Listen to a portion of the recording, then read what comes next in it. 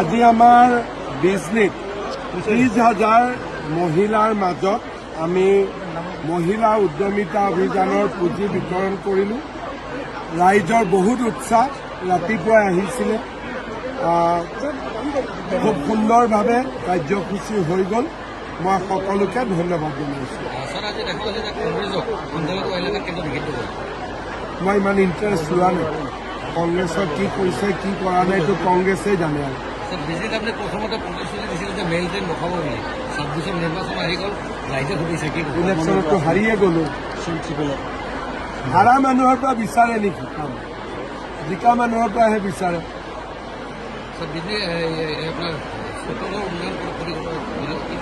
কথা পাতি আছে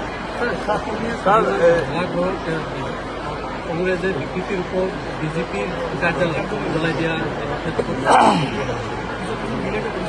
চব কংগ্ৰেছৰ ছ'চিয়েল মিডিয়া যোনে চলায় তেওঁলোকৰ অসমীয়া সংস্কৃতিৰ লগত পৰিচয় নাই। কাৰোবাক নিশ্চয় হেণ্ডেলটো ভাড়া দিছে। ভেলাঘৰৰ মেজি আৰু বিল্ডিং এটা জ্বলোৱা ফটো, তাৰ মাজত বহুত পাৰ্থক্য আছে। ভেলাঘৰত আমি জুই জ্বলাওঁ, অগ্নি সংযোগ কৰোঁ, যাতে জুয়ে অন্ধকাৰ নাশি পোহৰ আনে। মানুহৰ ঘৰত হিংসাত আমি বিল্ডিং জ্বলাওঁ, যাতে সেই ঘৰখন ধ্বংস হৈ যায়। বিহুৰ দিনাখন কোনেও অসমীয়া মানুহে কাৰো বেয়া কথা চিন্তা নকৰে। তেওঁলোকে অসমীয়া সংস্কৃতি নাজানে কাৰণে এইবিলাক কাম কৰে আৰু মানুহৰ পৰা আঁতৰি যায়।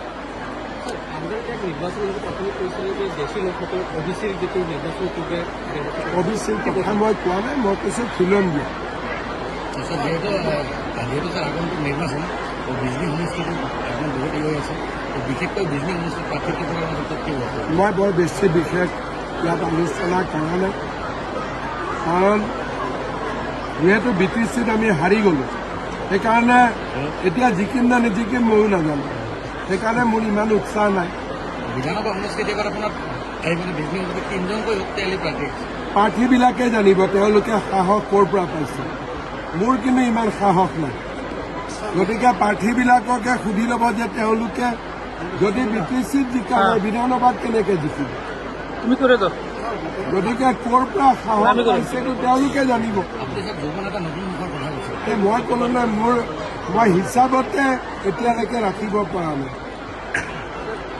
যদি BTCত জিকিলোঁ তেতিয়াহ'লে ইয়াত 10জন কেণ্ডিডেট হ'লহেঁতেন। এতিয়া BTCত আমি গোটেইকেইটা ছিটতে ইয়াত হাৰিছোঁ। গতিকে এতিয়া নেতাটো নেতা হ'ব, পাব্লিক আছেনে নাই লগত? বিনা পাব্লিক নেতা হয় নেকি? গতিকে প্ৰথম কাম হ'ল পাব্লিকক ঘূৰাই আনে। নেতাটোতো হৈয়ে থাকিব পাৰে বহুত মানুহ। কোন দিয়া বহুত জেগা গুৱাহাটীলৈ বিশেষ মই চিন্তা কৰা নাই এতিয়া।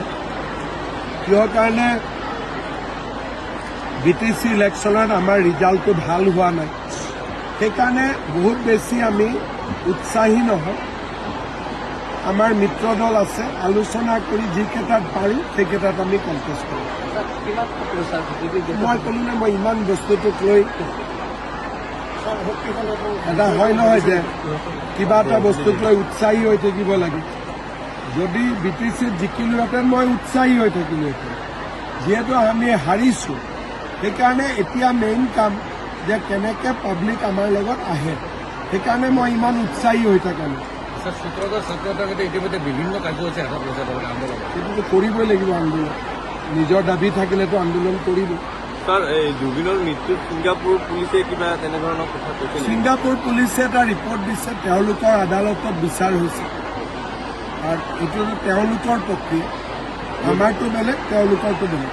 মদ্যপান কৰা বা তেনেধৰণৰ প্ৰস্তুতি আপোনালোকে যিখিনি পেপাৰত পঢ়িছে সেইখিনি ময়ো পঢ়িছোঁ। মোৰ মুখেদি আৰু এইটোৰ ওপৰত কমেণ্ট ল'ব নালাগে, কাৰণ বহুত অসমৰ মানুহে তাকে লৈ বেলেগ বেলেগ এটা বিশ্লেষণ কৰিব। এইবিলাক কথাত কোৰ্টৰ কথাত পলিটিচিয়ান নোসোমোৱা ভাল। কোৰ্টৰ কথাত আমি দূৰত থাকিব লাগে।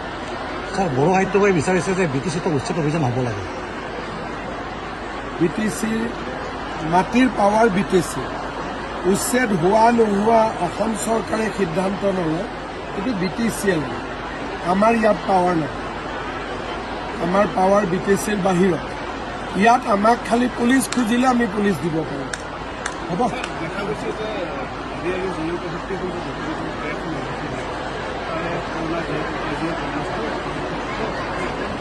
এইটোৰ ওপৰত বৰ্ডে জানিব, মোৰ ইমান আইডিয়া নাই। কিবা থাকিলে মই সুধি ল'ম। ছাৰ বিজনীত আপোনালোকৰ দখলত আছে, কিন্তু এইবাৰ দেখা গৈছে এইবাৰ আমাৰ দখলত থাকিব বুলিতো ক'ব নোৱাৰো। BTCটো আমি হাৰি গৈছিলোঁ। বিজনীত ছাৰ কেইবাগৰাকীও প্ৰাৰ্থী আপোনালোকৰ মই ক'লো নহয় যে হাৰা জেগাত প্ৰাৰ্থী কেনেকে জন্ম হ'ল, সেইটোৱে মই বুজি পোৱা নাই। জিকা জেগাততো প্ৰাৰ্থী হয়, হাৰা জেগাত প্ৰাৰ্থী কেনেকে হয়? সেইকাৰণে প্ৰাৰ্থী কেইজনকে সুধিব লাগিব যে ভিটামিনটো ক'ৰ পৰা পাইছে বুলি। হ'ব।